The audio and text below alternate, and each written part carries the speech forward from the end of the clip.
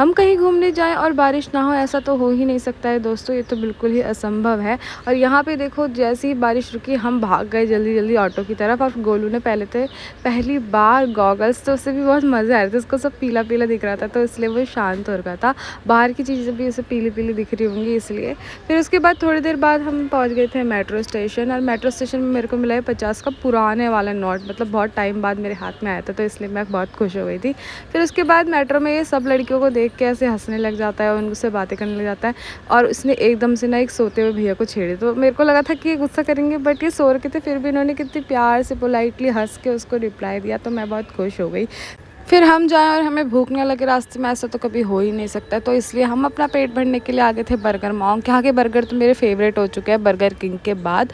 और यहाँ पे गोलू कर रहा था बहुत ज़्यादा परेशान। मैंने कहा जा जा जा चाचा के पास जा, तो ये चाचा के पास जाने को जाए किसी और काउंटर में चला गया।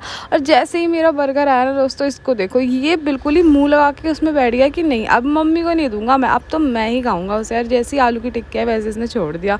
फिर उसके बाद हम चले गए थे नोएडा और वैशाली वाली लाइन पे, क्योंकि मेरे को जाना था वैशाली। मैं रहती हूँ वैशाली के पास। और यहाँ से हम बैठ गए थे वैशाली वाली मेट्रो में। गोल भी बहुत ज़्यादा थक चुका था, उसे नींद आ रही थी। फिर थोड़ी देर में हमारी मेट्रो हो जाती है और हम बैठ जाते हैं मेट्रो के अंदर। और इस वाली मेट्रो में हमें सीट ही नहीं मिलती है दोस्तों।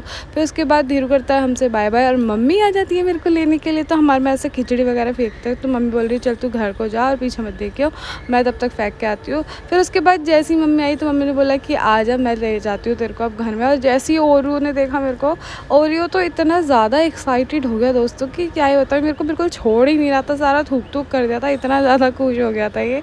मतलब जब ये खुश होता है ना तो सबको चाट चूट के हर जगह अपना थूक ही थूक फैला देता है। फिर उसके बाद थोड़ी देर बाद मम्मी बोल रही अरे यार मेरी लड़की आ ही रही। तो बेसिकली मैं काला महीने के लिए आई थी क्योंकि मेरा भी हुआ नहीं था। आपसे मिलते हैं नेक्स्ट व्लॉग में, तब तक के लिए बाय।